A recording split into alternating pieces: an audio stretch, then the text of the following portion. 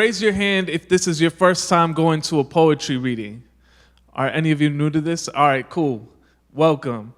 The first thing that you should know about this poetry reading is that, first of all, we're not in a library, and so that means that you're allowed to react. You don't have to be silent.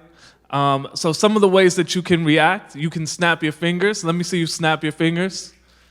Right, that's like the classic coffee shop response. Cool, excellent. You can also clap your hands. Let me see you clap your hands. That's very polite. I feel like I'm on a golf course. You know what I mean? That's like the golf clap you gave me. That's okay. You'll get better. It's cool. I'm going to start by reading a poem that I did not write. This poem is by Aracelis Girmay. It's called On Kindness. It's after a poet named Nazim Hikmet, and it's for and after Rasan. On Kindness by Aracelis Girmay.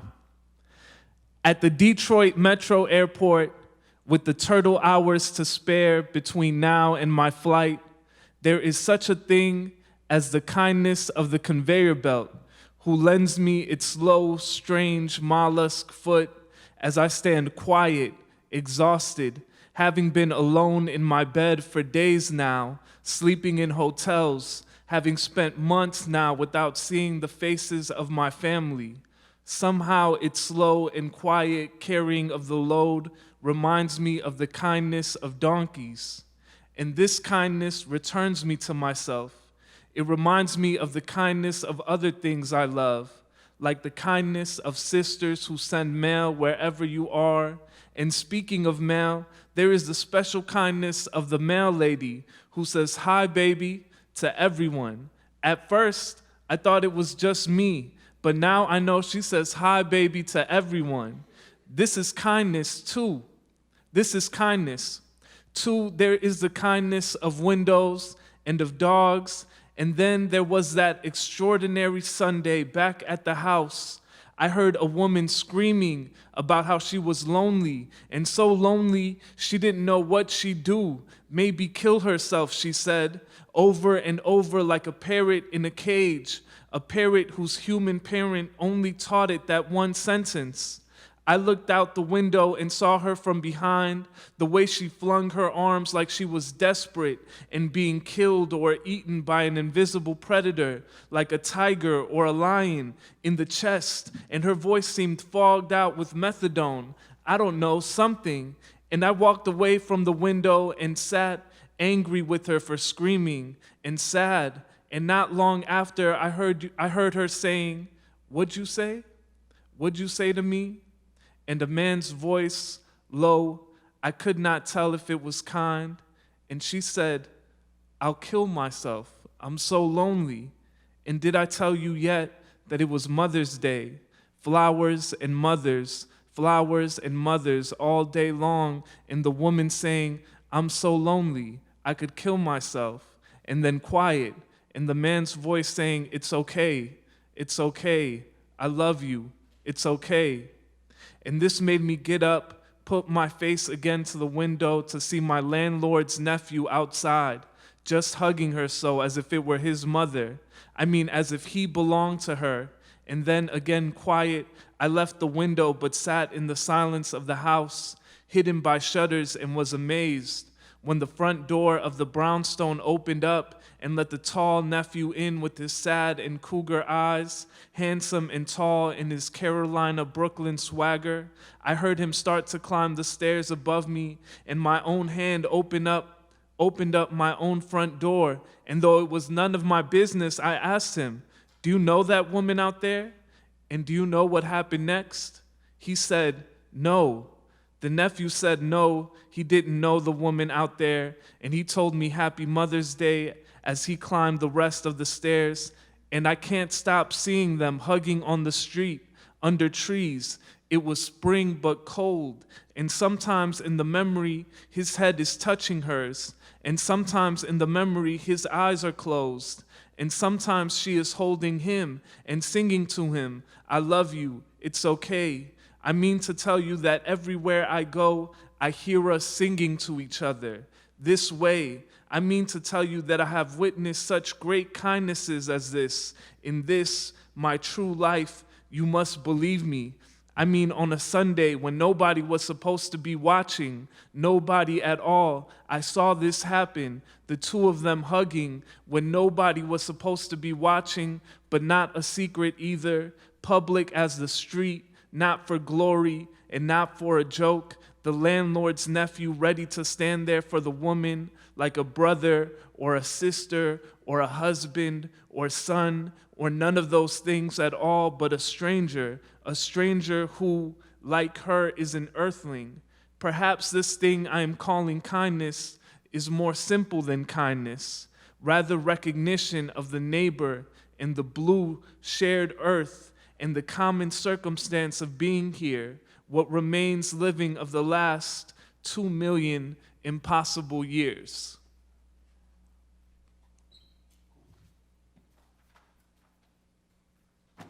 Give it up for Aracelis. Yeah.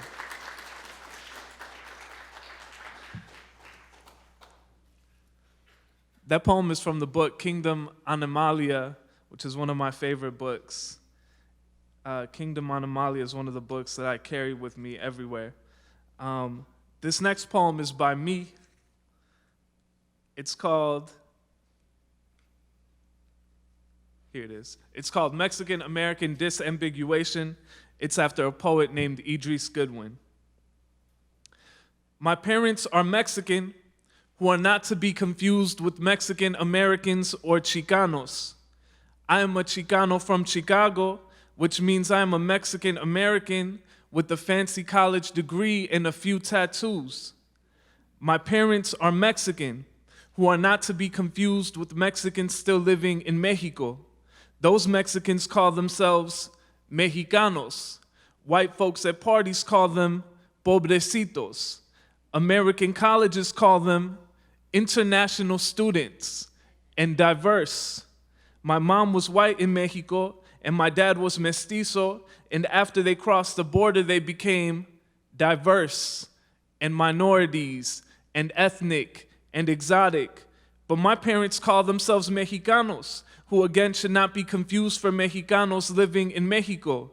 Those Mexicanos might call my family gringos, which is the word my family calls white folks. And white folks call my parents interracial. Colleges say, put them on a brochure. My parents say, ¿qué significa esa palabra? I point out that all the men in my family marry lighter-skinned women. That's just the Chicano in me, which means it's the fancy college degrees in me, which is also diverse in me. Everything in me is diverse, even when I eat American foods like hamburgers, which, to clarify, are American when a white person eats them and diverse when my family eats them. So much of America can be understood like this. My parents were undocumented when they came to this country, and by undocumented, I mean sin papeles, and by sin papeles, I mean royally fucked, which should not be confused with the American dream, though the two are cousins.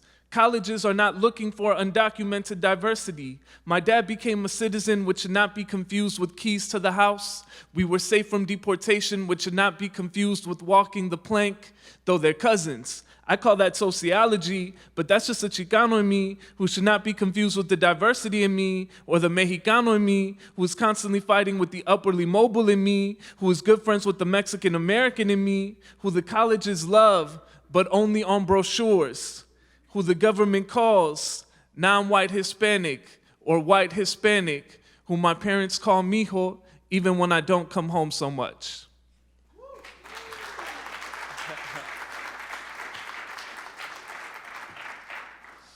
Cool.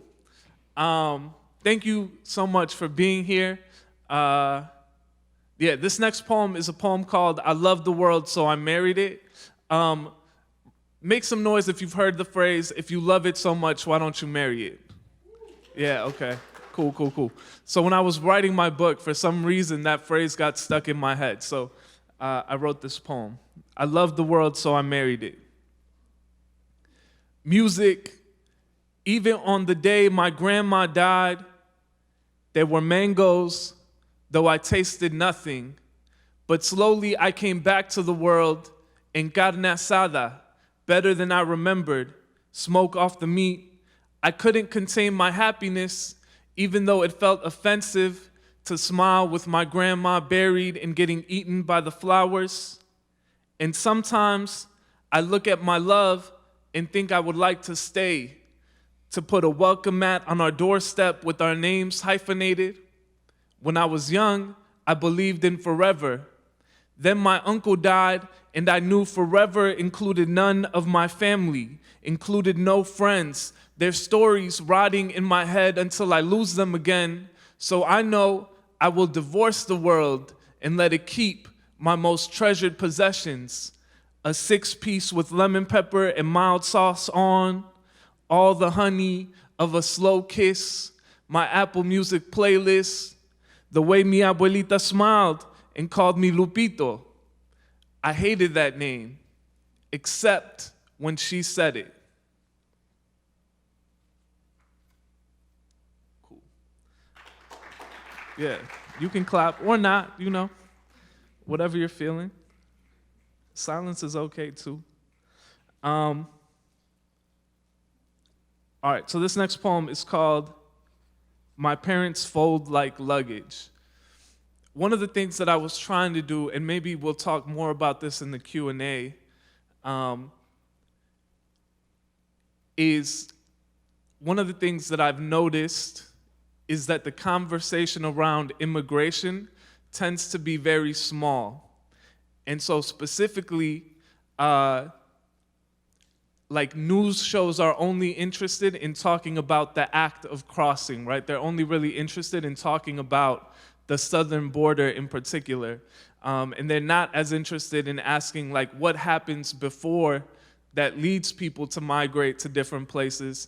And they don't ask what happens after, right? They don't ask what happens once people arrive wherever they're going. It's just the one moment that they're interested in. And so I wanted to write poems that try to like break open that type of like small frame, right? I wanted to think about what other stories are possible to tell. This poem is called My Family Never Finished Migrating, We Just Stopped. Let me see if I can find it.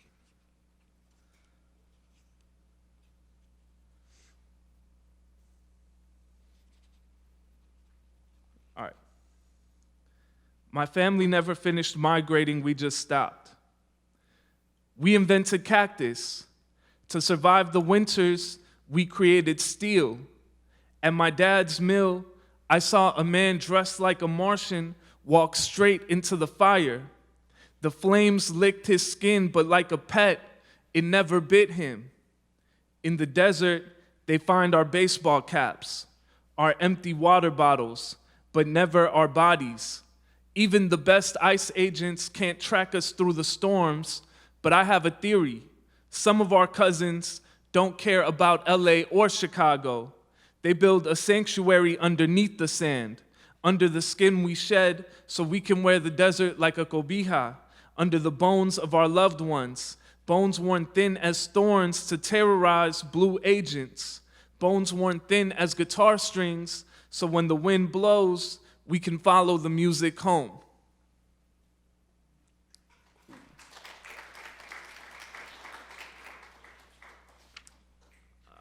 Let's see. So this next poem I'll read is a poem that I wrote because growing up I never saw this remedy represented in literature, and it felt like a huge oversight. So this poem is called No Vaporu. And if you don't know what Vaporu is, I'll tell you after the poem. No Vaporu. Vaporu is pronounced Vaporu, like loud or chew. The label for Vaporu says it's for cough suppression. But in my house, Vaporu is for headaches, sore muscles, nightmares, and everything else. Put some Vaporu on my dad's diabetic toes and watch the sugar evaporate. Miss a day of church? Put some Vaporu on your forehead and watch forgiveness flush your cheeks. Put some Vaporu on our bank account and watch the bill collector stop calling. When I forget a word in Spanish, I take a teaspoon of vaporu under the tongue. So, vaporu in English, it's called vapor rub. But I never heard it called that. So when I went to college, I remember I got sick one time, and like my roommate was like, "Do you want some vapor rub? I have vapor rub." And I was like, "What are you talking? I don't know what that is." And then he showed me the blue bottle, and I was like, "Oh, vaporu! Why didn't you just call it by its name? That's vaporu." Anyway,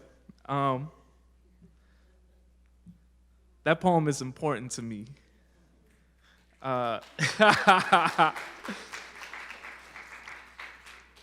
Okay. This next poem is called "My Parents Fold Like Luggage."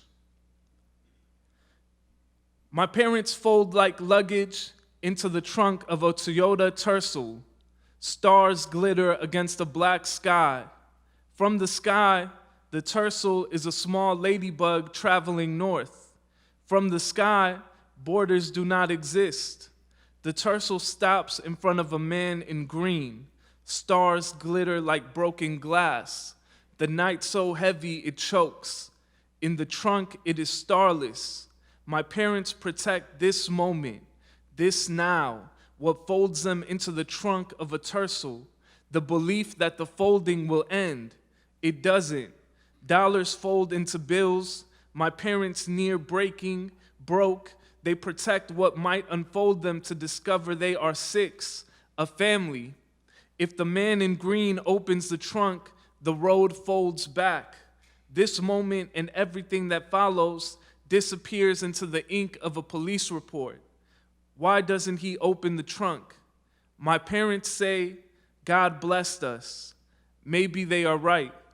But I think about that night and wonder where God was, 1,000,000 miles away in the stars, in the shared breath between my parents, maybe everywhere, maybe nowhere.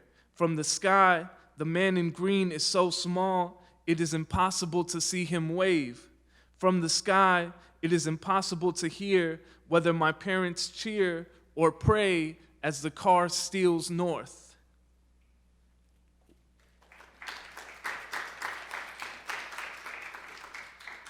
Okay, I'm gonna read some newer poems, and then maybe I'll close out with a few more poems from the book, and then we can have a conversation.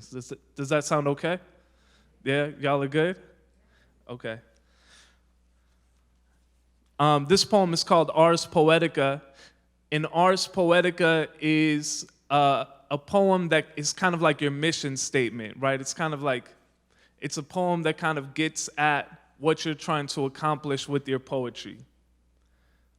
So this is my Ars Poetica.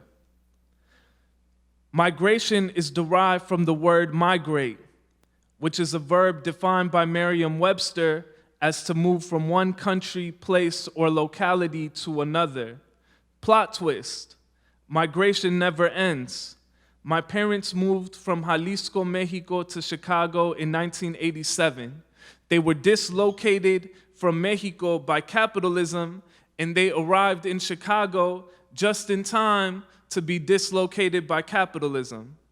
Question: is migration possible if there is no other land to arrive in? My work is to imagine. My family started migrating in 1987, and they never stopped. I was born mid-migration. I've made my home in that motion. Let me try again. I tried to become American, but America is toxic. I tried to become Mexican, but Mexico is toxic. My work is to do more than reproduce the toxic stories I inherited and learned. In other words, just because it's art doesn't mean it's inherently nonviolent. My work is to write poems that make my people feel safe, seen, or otherwise loved. My work is to make my enemies feel afraid, angry, or otherwise ignored. My people are my people. My enemies, capitalism. Susan Sontag says, victims are interested in the representation of their own sufferings. Remix. Survivors are interested in the representation of their own survival. My work, survival. Question: why poems? Answer: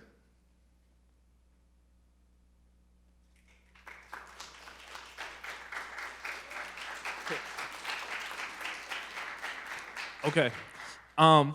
So I'm from Chicago. I don't know if I've said that before, but that's an important part of my identity. I think I feel most nationalist about being from Chicago. That's like where my patriotism shows up. I'm a Chicagoan. I wrote this poem. This is another newish poem. This is called Wherever I'm At, That Land is Chicago. Me and my friends joke that wherever we are, we're like in a Chicago embassy, right? So wherever we're at, that's still Chicago. Things that you need to know for this poem. Well, I don't know. I think you'll get it. If not, you can ask me questions later. All right, wherever I'm at, that land is Chicago. Forgive my geography. It's true I'm obsessed with maps, with flags. A Starbucks on the block means migration. Any restaurant with bulletproof glass is a homecoming. Underneath my gym shoes is a trail of salt. That last sentence is a test.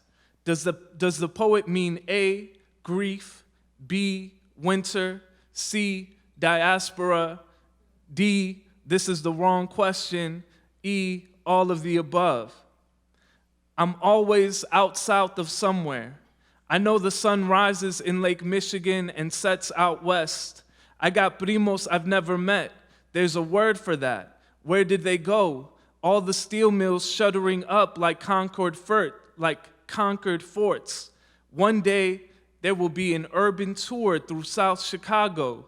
Picture the soy cappuccino sipping cool kids wearing Chicago over everything branded hoodies, taking selfies in front of machines that once breathed fire, pretending the bones are the real thing.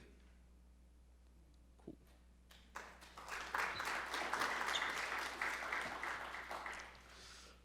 All right.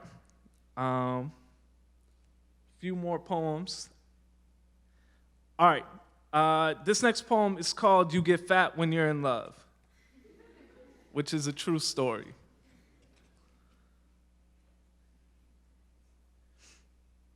You get fat when you're in love.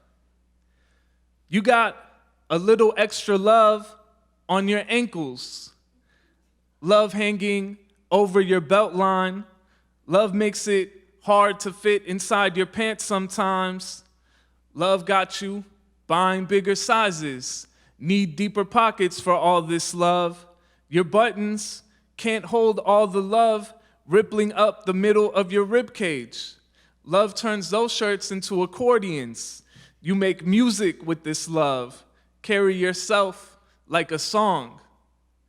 When you get skinny, everyone rushes to compliment you. They want to know what your secret is. Tell me, they say, what's your secret?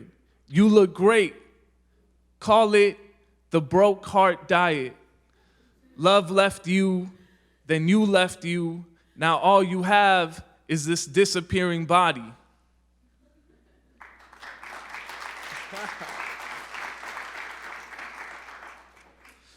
I've done interviews where people are like, the book, there's a lot of poems about immigration, but then like, what's like, you get fat when you're in love? What's that about? And I'm like, what? You don't think we fall in love? You don't think we get fat?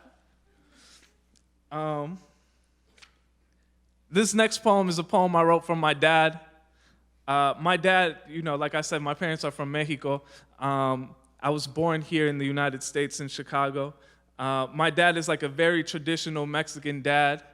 And what I mean when I say that is that my dad is not very good at expressing his feelings with words, right? Like, he does other things to express his feelings. Like, he pays the bills. That's how he expresses his feelings. So that makes it hard for us sometimes because, obviously I write poems, so I'm a little more sensitive. I need to hear the words, right? So anyway, this is a poem that I wrote trying to imagine what it would be like to have a more verbal relationship with my dad. This poem is called Getting Ready to Say I Love You to My Dad, It Rains. I love you, Dad, I say to the cat, I love you, Dad, I say to the sky. I love you, Dad, I say to the mirror. It rains and my mom's plants open their mouths. My dad stays on the couch. Maybe the couch opened its mouth and started eating my dad. I love you, Dad, I say to the couch. Its tongue working my dad like a puppet. I hear the rain fall and think the city is drinking or making itself clean. I'm here with my dad and the TV drones on and on, so I'm not sure I hear it. My dad grunting and nodding, not the mushy stuff I was expecting. Neither of us cry, no hug or a kiss, just a grunt and a nod. I love you, Dad, I say to my dad. We sit together and watch TV. Outside it rains. My dad turns the volume up. The city is drunk. The city is singing badly in the shower. I killed a plant once because I gave it too much water. Lord, I worry that love is violence. My dad is silent and our relationship is not new or clean. I killed the plant once because I didn't give it enough water. My dad and I watch TV on a rainy day. We rinse our mouths with this water.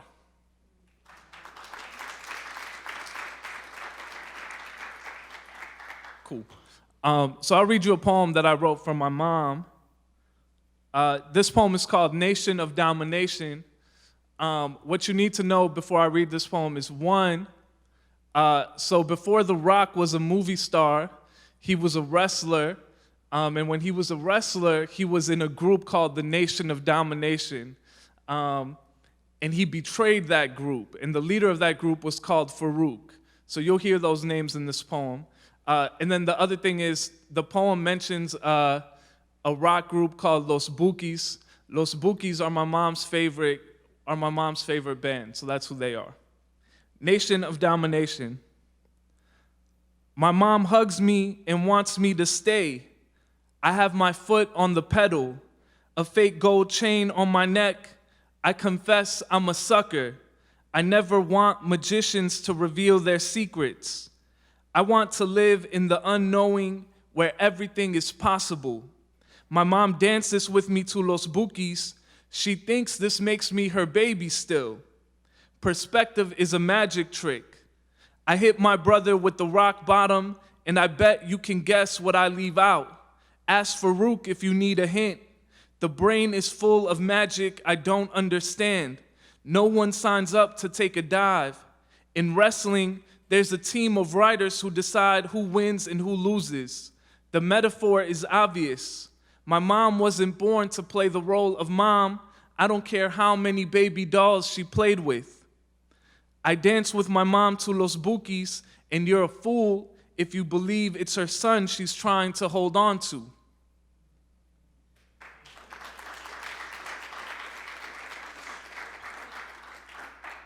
Okay, y'all still good?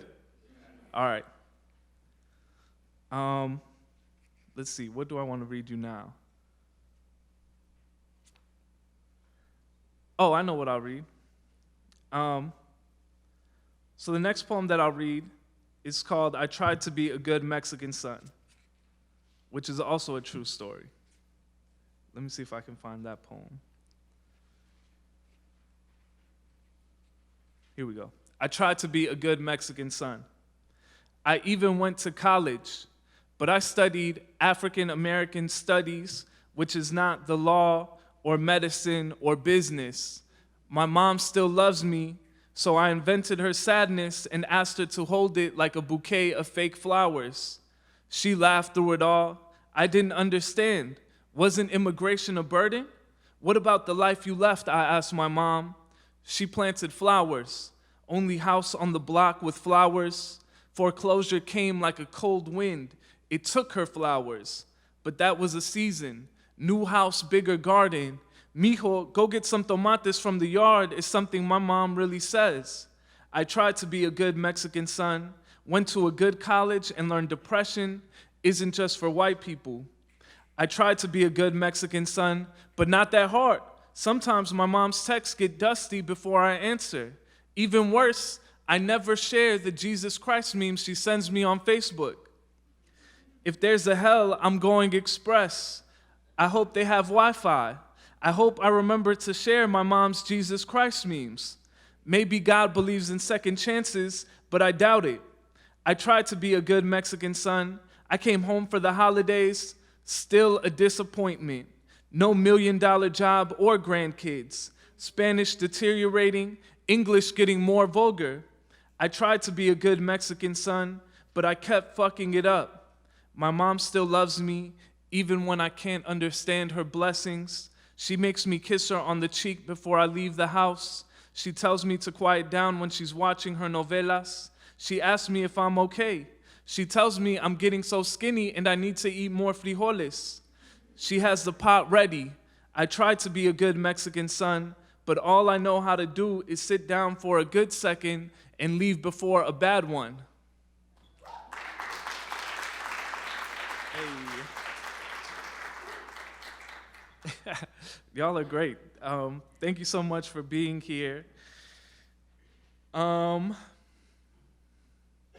right. I think I'll read maybe 3 more poems. Does that sound okay? All right, cool. So this poem is called Gentrification. Raise your hand if you've heard of the word gentrification. All right, cool. So people know what that means. Gentrification is a word that my friend Nate Marshall invented. Nate is a poet from Chicago. We were hanging out together in a neighborhood that's like going through gentrification, and we were sitting at a bar, and maybe we had had a few drinks, and Nate turned to me and he was like, "Yo, Jose, we're gentrifying the bar right now."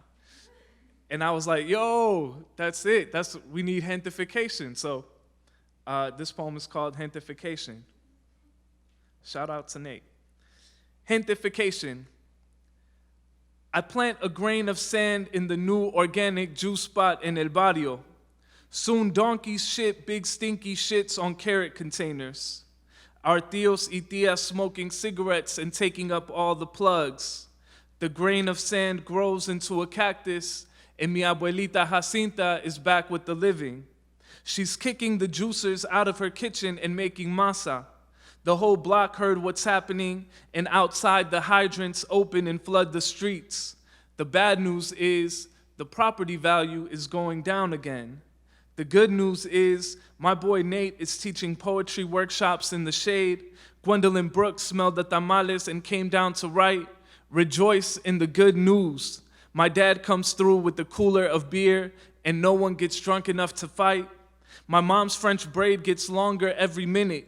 Soon it will be long enough to toss to our cousins in Mexico, in LA, in Texas. There are Mexicans in DC who got the call. Salvadorians bringing pupusas. From the cactus, we get a steel mill. From the steel mill, we get more tortillas. The bad news is the economists say there is zero economic value on our block. The good news is we threw away the economics textbooks. We trade tortillas for haircuts, nopales for healthcare, poems for groceries, and if all you can do is eat the food, we ask that you wash your dishes. The donkeys bless everything we grow.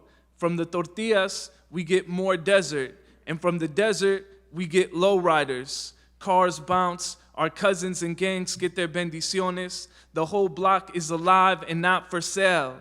The Treaty of Guadalupe Hidalgo rescinded. It's happening on our block, and maybe it's happening on your block. The bad news is the president sends the National Reserve. The good news is they'll never find us. We pack everything into the trunk of a Toyota Corolla. When La Migra comes, their dogs bark and spit, but all they find is grains of sand.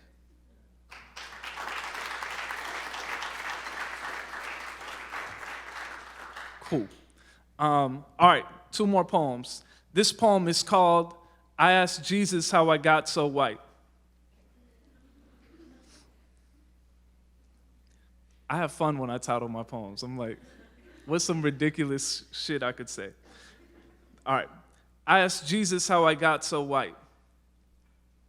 I just remember that they're recording this. Now I feel, whoops. Yikes, I'm in the moment, I'm like, oh, it's just us. And now I'm like, wow, this is going to be on TV forever. My bad. I asked Jesus how I got so white.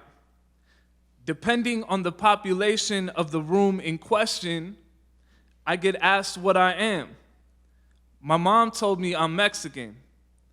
But because Mexican women can't be trusted, some people want to know if I'm really Mexican. Because I know I'm a questionable narrator when it comes to my own life, I asked Jesus how I got so white, and Jesus says, man, I've been trying to figure out the same damn thing myself.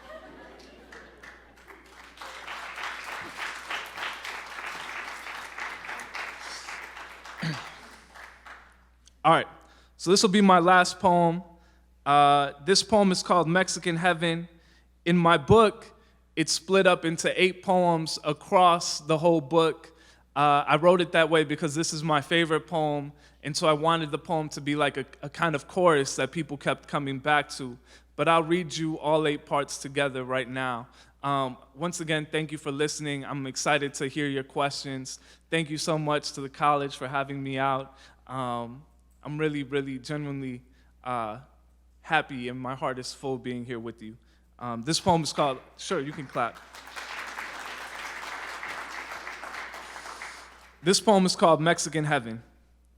1, all of the Mexicans sneak into heaven. St. Peter has their name on the list, but none of the Mexicans have trusted a list since Ronald Reagan was president. 2, St. Peter is a Mexican named Pedro, but he's not a saint. Pedro waits at the gate with the shot of tequila to welcome all the Mexicans to heaven, but he gets drunk and forgets about the list.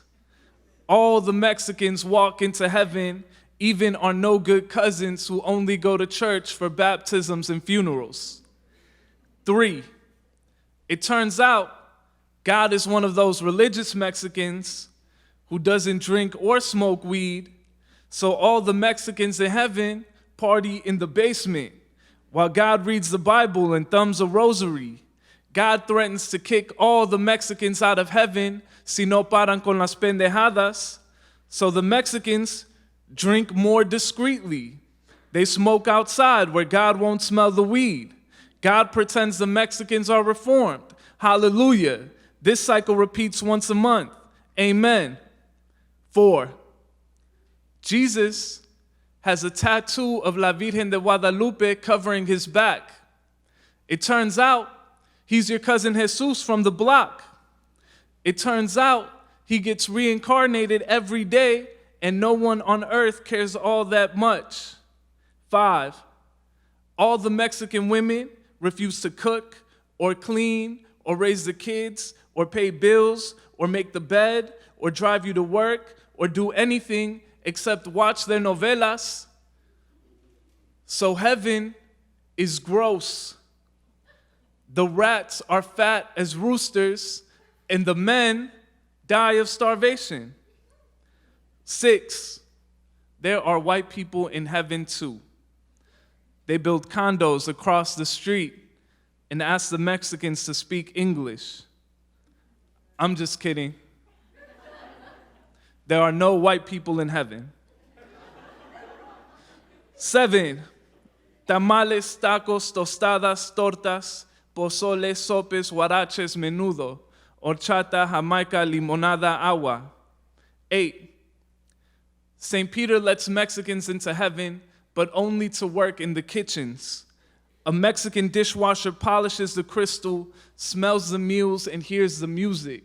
They dream of another heaven, one they might be allowed in if only they work hard enough. Cool, thank you.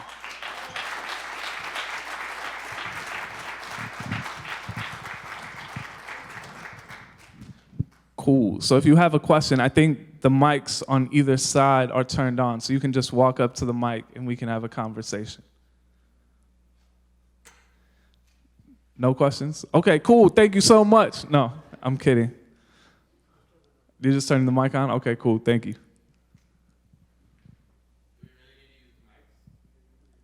Yeah, because of the recording.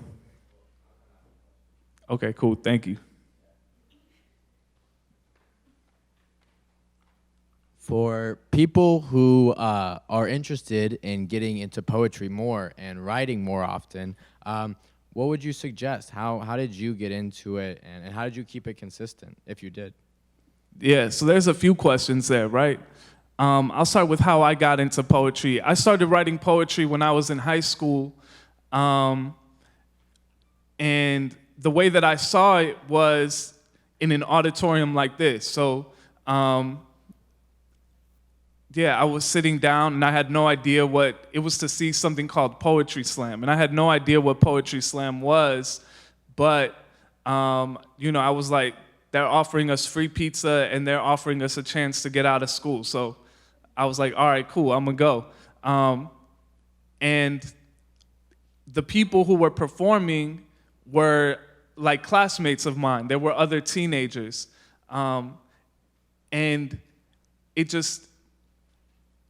it immediately it cracked me open in a way because one, like I was a good reader. I read a lot of books, but I didn't realize that you could be an author.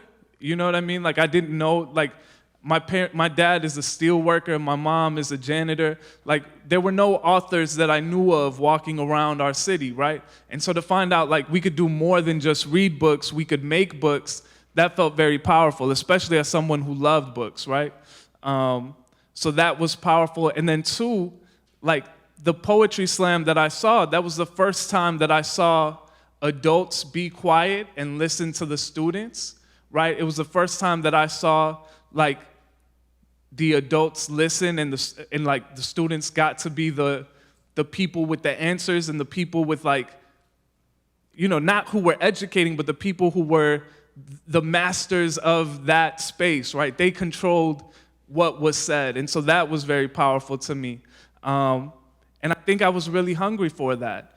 I think that it helped me ask questions that no one else was asking me, which was like, my parents were shaping me for one particular type of life, and no one had taken the time to ask me if that was also the life that I wanted, right? Or if, I would have gone my whole life just like quietly following my parents' wishes, and there's nothing wrong with that necessarily, but when I asked myself, like, is that the life that I want? I was able to kind of say no and then start asking myself, well, what type of life do I want? What would really inspire me and make me feel good and make me feel happy? And so poetry like opened up all of that for me. And so that's how I got into it when I was 15. In terms of like, what would my advice be to somebody who wanted to write poetry and wanted to get into it? I would say my two biggest pieces of advice are one, try to read as much as you can and whatever you like to read. So if you like to read comic books, that's dope, right? If you like to read poetry already, cool, read poetry. If you read novels, fine. But I think reading is important because it teaches us the different ways that we can speak, right? It kind of shows us what's possible. And then my second piece of advice is being a writer is a lot harder if you're trying to do it by yourself. So I think it's a lot easier if you have people that you trust, that you can show your poems to, that you can show your writing to, that can tell you, like, yes, you're on the right path, you have something here, or, no, this still needs work. Because especially when you're starting out, there's like a difference between what you imagine, like what you're trying to write, right? You have a vision in your head, but when you're starting out, like you can't quite build your vision yet, right? So you need people that can help you see if you're getting closer to your vision or not. So those are my two big pieces of advice. Yeah, for sure. Thank you. Other questions? Cool. Yeah. Okay. Hello. Hi. As a published poet, what advice would you give someone to not allow their poems to be stagnant, to actually get it out there and not just be written in a book? Like, what steps do they need to take do they have to, gain a degree in that, or just have the money to be able to publish it? Like, what? Yeah, that's a good question. So one, there's no one path for writing, right?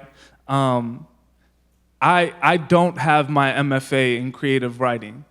I know other writers who have gone that path and have benefited from it, right? But you have to decide for yourself what type of writing life you want for yourself. And so, do you want to publish books? If you want to publish books, then there are a bunch of different pathways that you can take to accomplish that goal, right? One is that you can self-publish your own books, right? If you decide, I don't want to wait for people to publish my writing, I believe in my vision, people are already asking me for my books, you can make your own books. Before I had this book published, I used to make little books of 10 poems, and I would take them to Kinko's, and I would staple little books myself, and I would take them to my shows, and that's how I started to build, a little bit of, I don't even know if you could call it a following, but it was just a way that I started to practice the art of making a book, right? You don't have to wait to have a book deal to practice making books for yourself.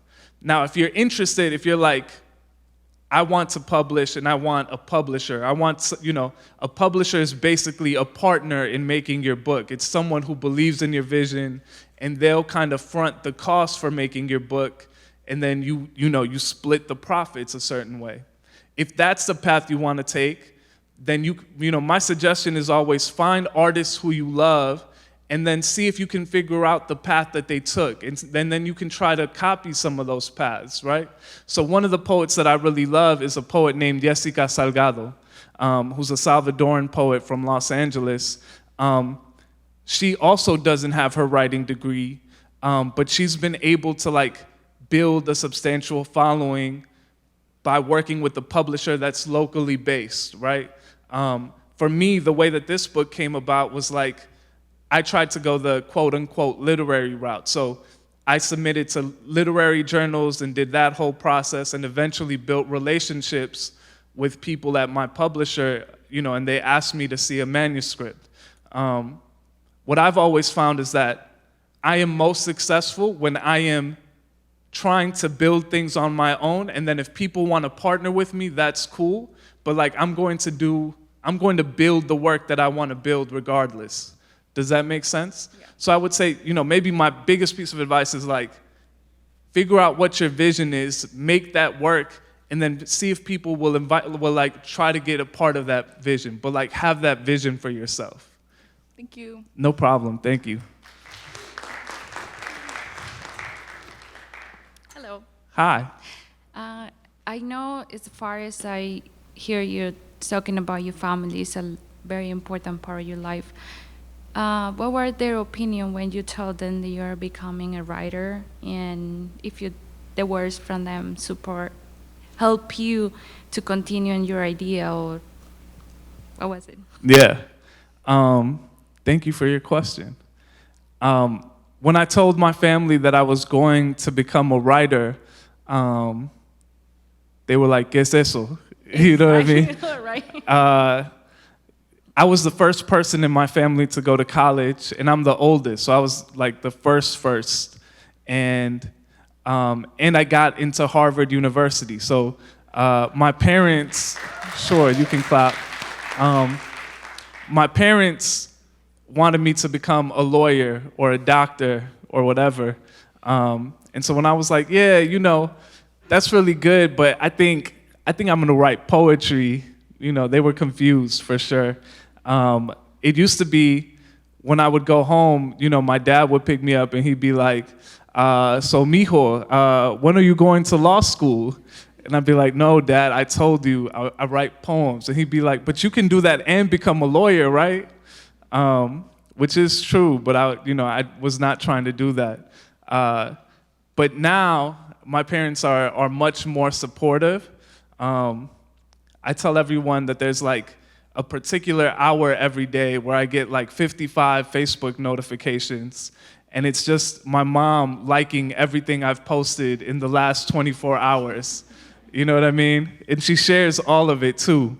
It could be a selfie and my mom will be like, mira mi mijo tan guapo, you know what I mean? It doesn't matter what I post, my mom will share it 100%. So now they're much more supportive. And I think that they still like, they wish that I didn't tell so many family secrets, you know? But at the same time, I think they're proud, and my brothers are really proud. They helped me edit my book, so they helped me kind of make sure that I'm telling the story in a way that makes sense. But yeah, I think that they've become much more supportive now. Thank you. Yeah, thank you.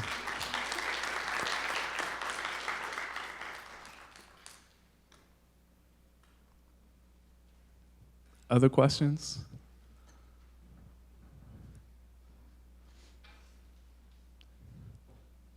Yeah.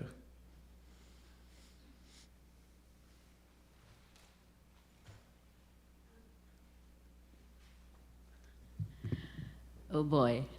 I had a long, this is as a prelude to what I'm going to say. I'd had a long conversation with Jose while we were waiting for the program to start, and I was very proudly telling him how diverse our institution was. So when you read your poem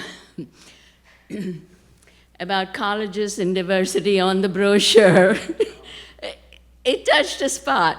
And my question is really to ask you to talk a little bit more about what it means to become the token successful immigrant, the token good Mexican son. And a lot of the varied experiences that migrant children face in straddling worlds that they leave behind, that they may not have even been a real part of, and yet are forced to represent. Yeah, that's a good question.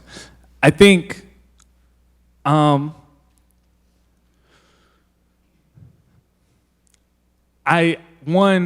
try to avoid spaces where I'm tokenized in that way, because it doesn't feel good and it doesn't feel real. You know what I mean? It feels like a trap. So you know, I don't like those types of situations in the first place. I'm more interested in, so like one of the things that I think is important about my book is that none of the Spanish words in the book are translated. And that's on purpose, right? Because, thank you. It's on purpose because when I was writing the book, I didn't want it to be like an explanation of Latinidad for white people. You know what I mean? It wasn't gonna be like, this is Latinx culture for, you know, for dummies or whatever. I wanted it to be a conversation first and foremost with other Latinx people. And then if other folks wanted to have conversations after that, then they're invited to take part, you know, and if they, you know, if that means that they have to like Google a particular word, then that's okay, right? Sometimes I get asked like, what about the white people who are reading your book? And my response is always, if they don't like my book, that's cool. There's like 100,000 other books for white people. You know what I mean? Like, it's cool. So anyway, it's also why like a lot of the conversations I think are kind of toward, like it's inward looking, right? It's conversations about machismo and about gender and about colorism. Like to me, those are the important conversations that we need to be having, in part because we can't count on, white institutions to change and all of a sudden realize that they need to be nicer to us, right? If we're waiting on that, then we might wait a really long time. But what we can do is we can already start to have conversations with each other. We can already start to think about what it means to build power as a community, how we can begin to, within our own communities, start to address our own issues, right? Because it's not like it's a dichotomy where Latinx people are perfect and white people are not, right? Like we have our own issues that are very much, that are just as deep as white folks do, right?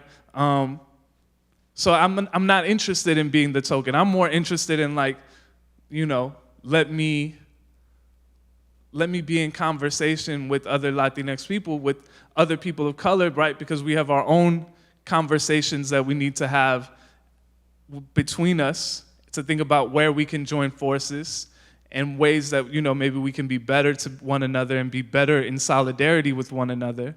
But the tokenizing thing, it feels like not useful to me. And then I already forgot what the second part of your question was. I got it? Okay, cool. Thank you.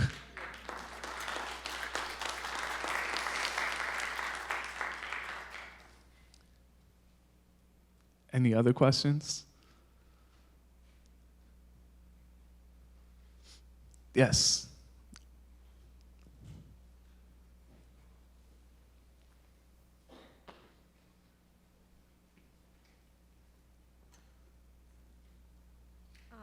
So my question is, as your poems, your parents were immigrants. Did you ever saw growing up the difficulties that they had? Because sometimes with jobs or anything like that.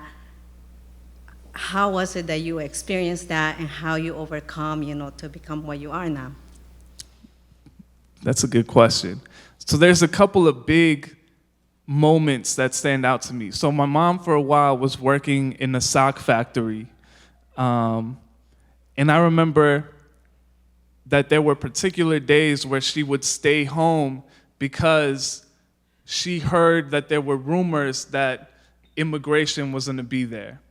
And so that was one of the things where if my parents heard that a raid was happening, then they would stay home. And it took me a while to understand why, what exactly was happening, right? Because I was still little. Another thing is that until my mom still is not a citizen. She has permanent resident status, which is great, except she can't vote, right? She's never voted, and she can't vote. My dad has citizenship now. But before my dad had citizenship, we spent just about every Saturday going to an immigration lawyer's office, in the basement of a building, and my mom and dad would talk to the immigration lawyer, and then me and my brothers for 3 hours would just hang out in the lobby. And it was years before my parents told us why we had to do that, right? They didn't tell us that we were at a lawyer's office. So there are just all of these little silences that would happen, that sometimes big silences in our lives that we didn't find out about until afterwards. In terms of overcoming it, I don't know. I still kind of feel like that's a process, right? I don't think that it's I've overcome it and now I'm healed. I think it's ongoing. I still try to be a better communicator with my parents, and I still try to be even more understanding when we get into conflicts, right? I try not to judge them too much because I feel like there's a lot that I don't know, and so I try to be graceful about that.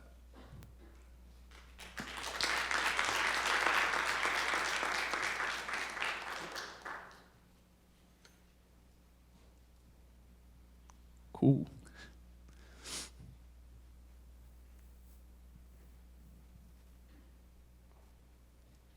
Hello. Hi. So I don't actually have a question. I just wanted to say thank you for, sharing your poetry with us, not just us, your book, obviously. I don't read poetry much, and yours really opened my eyes up to a lot, thinking. It takes a very special type of thought process to be able to put together the stories that you have in that type of way, because sometimes storytelling does get boring, but you have made it very interesting. Thank you for coming and being yourself. I think that is very important as well, and being yourself in your poetry. Thank you. I appreciate it.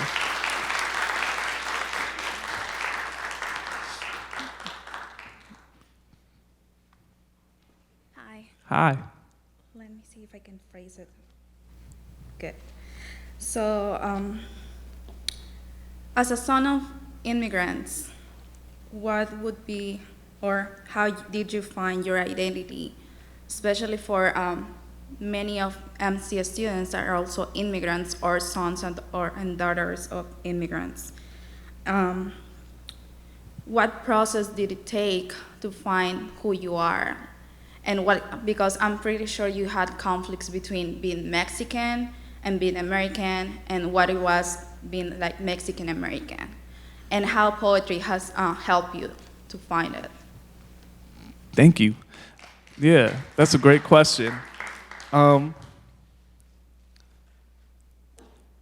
right, so one quick story is, you're right, I did have like these identity crises of sorts. So when I was 16, my parents let me go to Mexico for a month because there's like fiestas in the small town where they grew up in. And so my plan was like, I'm just gonna stay. Like I'm not gonna tell my parents, but I'm just gonna stay in Mexico and that's where I'll live. And my whole plan was basically like, the reason I don't feel good in the United States is because I'm not supposed to be in the United States. So if I just go back to Mexico, then everything will make sense and I'll be okay, right? So that was my plan, and I went to Mexico, and in my head, I thought it was gonna be like a parade. It was gonna be like, oh my God, Jose, like the lost son of Cañadas de Obregón, Jalisco, Mexico, he came back, this is great, we love you, we miss you, right? And instead, it was like, I'd be hanging out with my cousins there, and they'd be like, but you're not Mexican, right? You're American. And it messed me up at the time because I didn't want to hear that, right? Because when I was in America, I heard the opposite, right? I would be, my classmates would be like, but you're not really American, you're Mexican. And so I think for a while, I thought that was the issue, right? I had to choose between Mexico and the United States, and it always felt like no matter what I chose, I came out losing.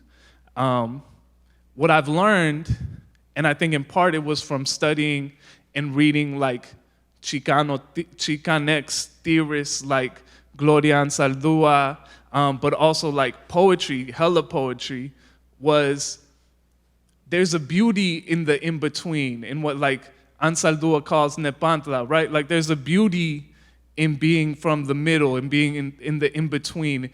For me, the beauty is that I get to claim, it's not that I have to choose one or the other, I can claim both, right? And so for me, there's like a real beauty in that. And I think in part, that's like what I found as I was writing my book was like, the question isn't, am I one or the other? The question is, it's not a question, it's really about how much of both I am. And so for me, that's been a real joy to figure out. In terms of like the process, like I said, I think a lot of it came from reading, some of it came from being in therapy, and just like getting older and like learning to be a little bit kinder to myself. So I used to like be very embarrassed to speak Spanish because I was like, what if I mess up? And now I'm like, yeah, I might mess up, but I love speaking Spanish, and I love Spanish was my first language, so even though English is my better language now in terms of like my ability to communicate, when I speak English, it still feels like I'm talking with rocks in my mouth. Like it doesn't feel quite natural the way that like when I'm speaking Spanish, it feels natural. So yeah, I don't know. I think I'm still figuring it out. Maybe I'll have a different answer in like 15 years. I don't know.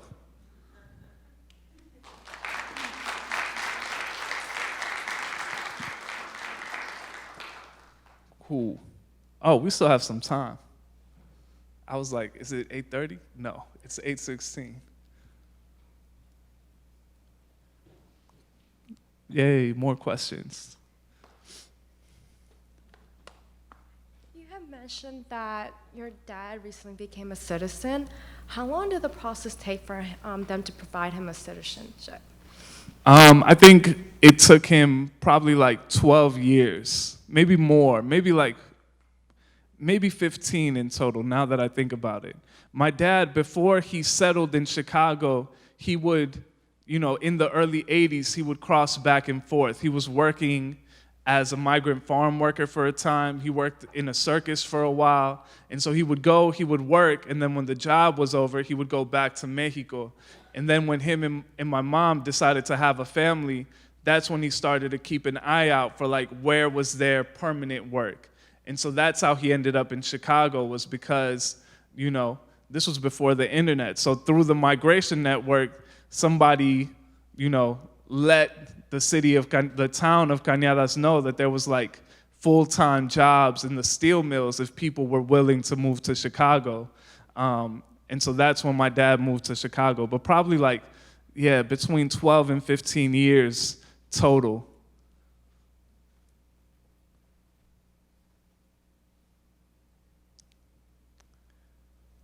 All right, well, I think if you all don't have any more questions, is it cool if I read one more thing? Yeah? All right, cool, excellent. Yeah, and then we'll close, and then, I'll be at the reception so we can, if you have like a question you want to ask one-on-one, we could do it there. All right, let me pull this out real quick.